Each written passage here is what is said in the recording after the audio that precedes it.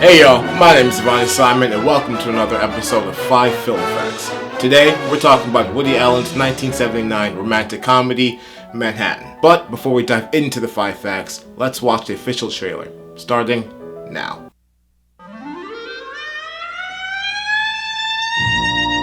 Chapter 1. He adored New York City. He idolized it all out of proportion. He romanticized it all out of proportion. Better.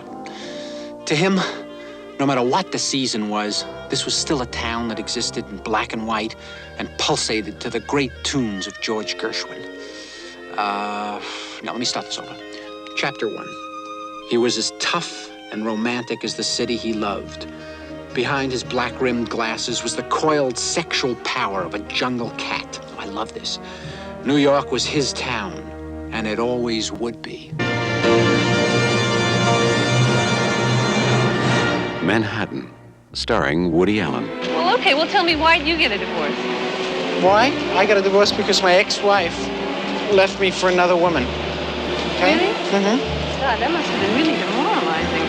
I don't know. I thought I took it rather well under the circumstances. Ooh-wee. I tried to run them both over with a car. Diane Keaton. No. You're much different. You're much different. Yes, you're someone I could imagine having children with. Really? Yeah. Well, hit the lights. Go ahead, turn them out again. Michael Murphy. You don't want to make a commitment, and I don't want to break up my marriage and then find out that we're no good together. The point is, what the hell am I doing in this relationship anyway? My phone never stops ringing. I could go to bed with the entire faculty of MIT if I wanted to. It's just, I don't know, I'm wasting myself on a married man. Mariel Hemingway. See, I'm glad you could get out tonight, because I really did want to see you a lot. Well, I like it when you get an uncontrollable urge. Yeah, I know, it's my best feature. Meryl Streep. Hey, don't write this book. It's a humiliating experience. It's an honest account of our breakup. Jesus, everybody that knows us is going to know everything. Look at you, you're so threatened. Hey, I'm not threatened, because of the two of us, I was not the immoral, psychotic, promiscuous one. I hope I didn't leave out anything. Anne Byrne. Is this true? Did you make love with Jill and another woman? Did she put that in there? She wanted to. I didn't want to be a bad sport. I came here to strangle you. Nothing I wrote was untrue. What do you mean? That book makes me have to be like Lee Harvey Oswald. It's an honest account of our marriage. I think I'm still in love with Yale. You are, or you think you are? I started seeing him again. I'm shocked. I'm shocked. I'm surprised. Look, I love her. I've always loved her. So what, you liked it now? You don't like it? You did like it? You know, it's still early. You can change your mind one more time before dinner. You are so self-righteous, I mean, we're just people. We're just human beings, You think you're God. I gotta model myself after someone.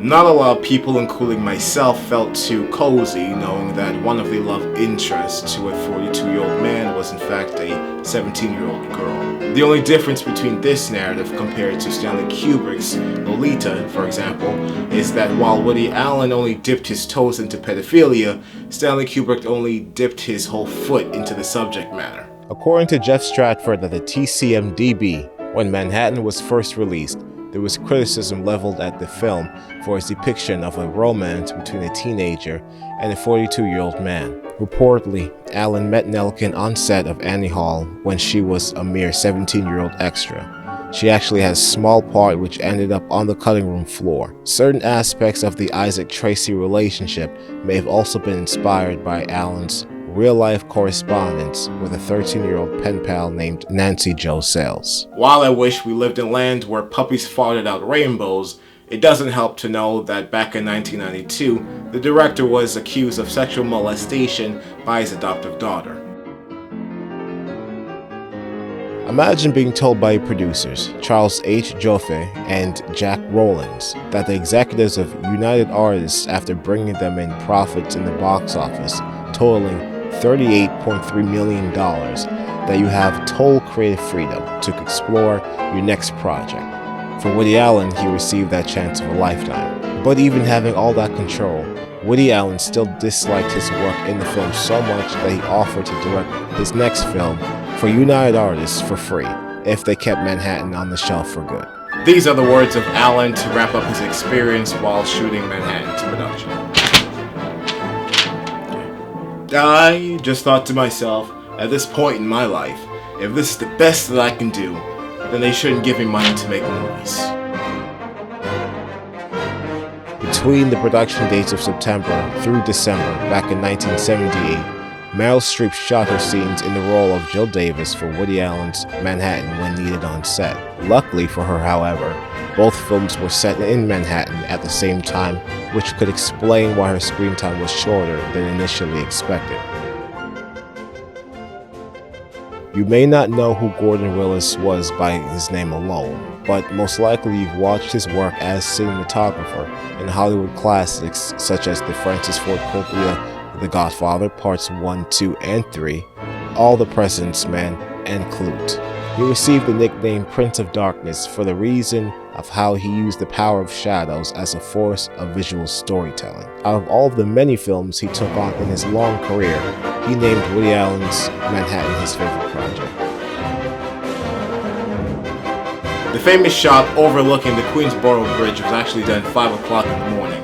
The production crew had to bring in their own bench since the park didn't have their own, just to get the framing of the scene right. The Queensboro Bridge had sets of necklace lights on a timer controlled by New York City. When sun goes up, the bridge lights are scheduled to turn off, so Gordon Willis made arrangements with the city to leave the lights on just long enough for the camera crew to get the shot they needed.